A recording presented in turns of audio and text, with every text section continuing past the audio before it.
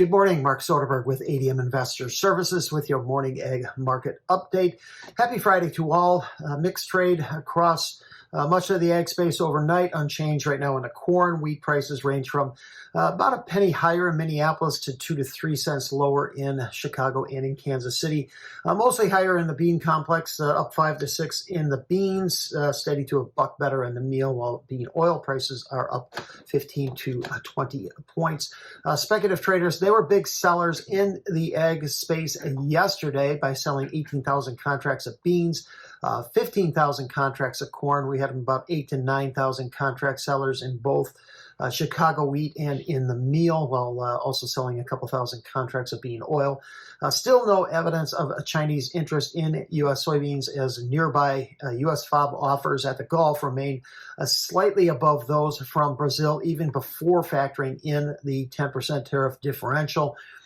By February, that differential swells out to about 80 cents a bushel. However, that's below the dollar plus it was at earlier this week and late last week.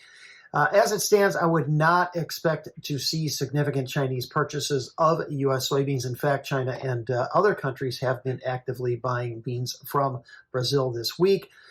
Chinese customs data overnight did show their imports of soybeans in October at 9.482 million metric tons. While that was down 26% from September, they were up 17% from October a year ago and a record high for the month.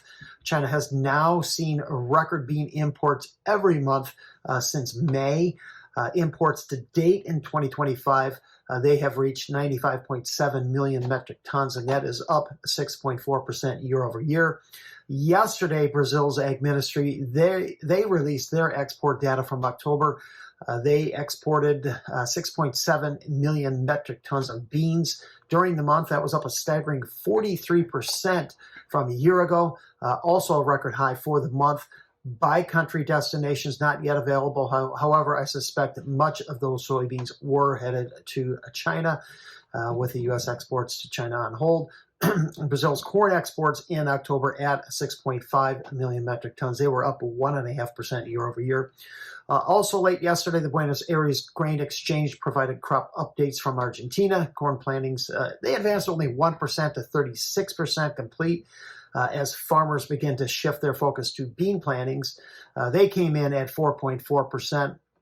A wheat harvest, that advanced 3% to 11.5% complete. They did hold their production forecast unchanged at 22 million metric tons. However, they did suggest that can change as they continue to assess potential damage from freezing temperatures earlier in the month. Argentina's Oil Workers Union did avoid a work stoppage, agreeing to a contract extension yesterday. I think this likely factored into yesterday's price weakness. No jobs report today as federal government shutdown reaches 38 days. We will, however, get a USDA update 1 week from today.